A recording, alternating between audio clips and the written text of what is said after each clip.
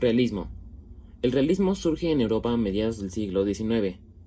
Este empieza en Francia por los años 1850 y después se expande por Inglaterra, España, Portugal, Italia y Alemania.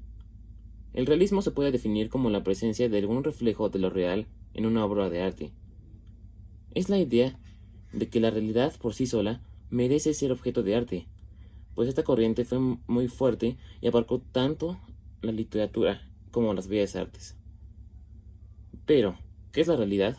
Según para el escritor y el artista realista, lo que ven los ojos y la conciencia del que mira y observa. Características. Se abordan las situaciones cotidianas descartando lo heroico. Los personajes de las historias eran el campesinado, las nacientes y clases obreras.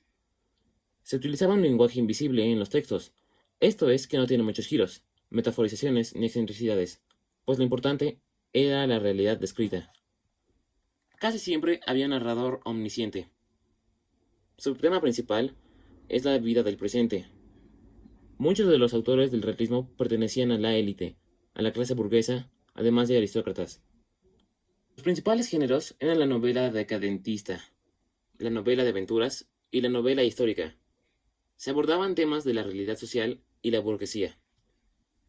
Algunos autores eran Gustave Flaubert, Charles Dickens y Benito Pérez Galdós.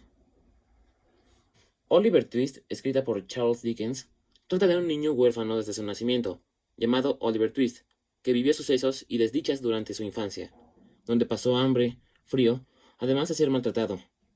Huye a Londres, donde convivió con ladrones y personas malas. Pasado el tiempo, se encuentra con personas honradas y lo ayudan a encontrar sus orígenes y saber de sus padres, donde descubre que tienen un hermanastro. Finalmente, goza de una herencia y vive con las personas que le ayudaron a ser una persona correcta.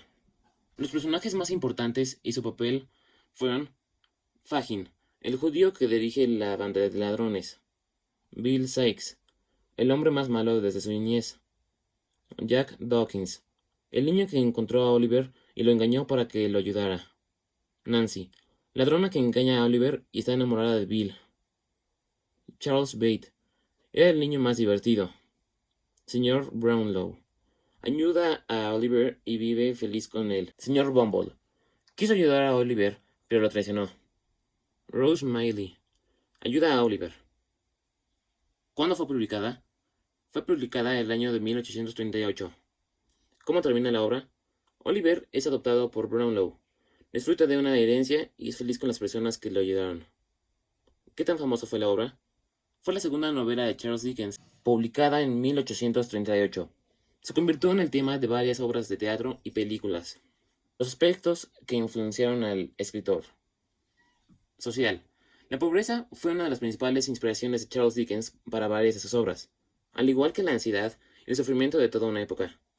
La explotación infantil, la indiferencia y la soledad son aspectos tomados por Charles que son un paralelismo con las situaciones vigentes en la década de 1830. En el ámbito político, las diferencias entre las clases sociales fueron un aspecto importante al momento de escribir Oliver Twist. Dickens hace uso de un sentido único de la humanidad, intenta encontrar en su protagonista un corazón noble y resistente a las ambiciones y al resentimiento que germina en las clases sociales. Económico. Charles Dickens fue inspirado a escribir por la pobreza debido a lo que sufrió de niño. A esto lo podemos ver en Oliver Twist, pues dicha obra también se considera como una crítica a los malestares sociales de la época, como lo es la pobreza. En el ámbito religioso, Charles Dickens era practicante del anglicanismo, pero no afectó realmente su obra. ¿Cómo influyó su época?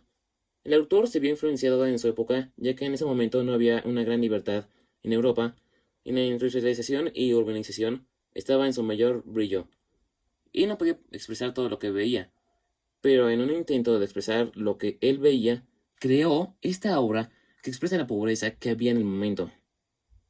¿Cómo plasma su época en su obra? Él plasma los problemas de su época en sus obras de manera en la que te hacen creer que tú estás en la época, algo muy realista de lo que él veía en ese momento.